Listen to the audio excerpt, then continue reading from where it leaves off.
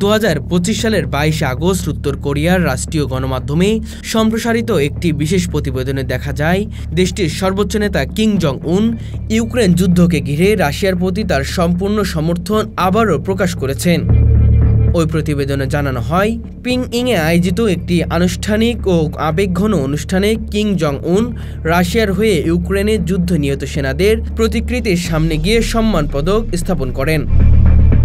দৃশ্যপটে দেখা যায় তিনি পদকগুলো সুচারুভাবে প্রতিটি প্রতিকৃতির পাশে স্থাপন করছেন এবং নিহত সেনাদের স্মৃতিকে উত্তর কোরিয়ার পক্ষ থেকে সম্মান জানাচ্ছেন।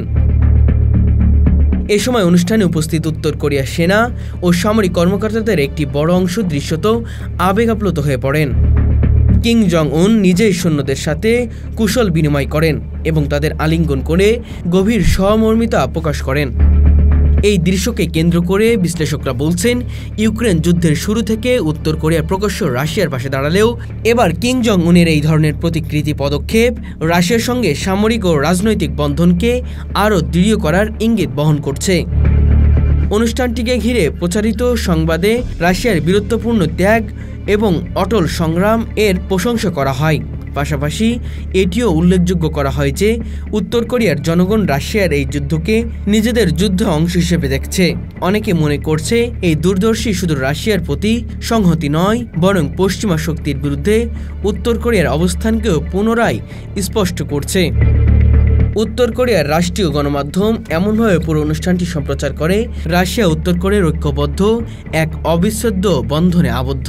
এছাড়া কিম জং উনের সেনাদের আলিঙ্গন করার মুহূর্তটি বিশেষভাবে গুরুত্ব পায়, যা সাধারণ উত্তর কোরিয়ার প্রচারণামূলক কন্টেন্টে সচরাচরে দেখা যায় না। বিশ্লেষকদের মতে এটি সেনাদের মনোবল বাড়ানো এবং জনগণের কাছে নেতৃত্বের আবেগঘন দিক তুলে ধরার জন্য একটি সচেতন কৌশল। পশ্চিমা গোয়েন্দা সংস্থাগুলোর দাবি করছে যে উত্তর কোরিয়া রাশিয়াকে ইউক্রেন যুদ্ধে গোলা বারুদ, রকেট ও আর্টিলারি সরবরাহ করছে। যুক্তরাষ্ট্র এর আগে জাতিসংঘ উত্তর কোরিয়ার এই কার্যক্রমে তীব্র সমালোচনা করছে।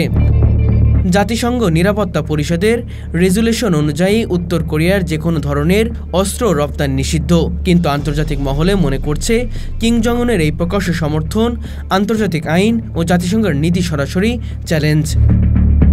2023 সালে রাশিয়ার প্রতিরক্ষা মন্ত্রী সের্গেই উত্তর কোরিয়া সফরে গেলে দুই দেশের সম্পর্ক নতুন মাত্রা পায়। এরপর থেকে একাধিকবার রাশিয়া উত্তর কোরিয়ার উচ্চ পর্যায়ের বৈঠক অনুষ্ঠিত হয়েছে, যেখানে প্রতিরক্ষা সহযোগিতার বিষয় গুরুত্ব পেয়েছে।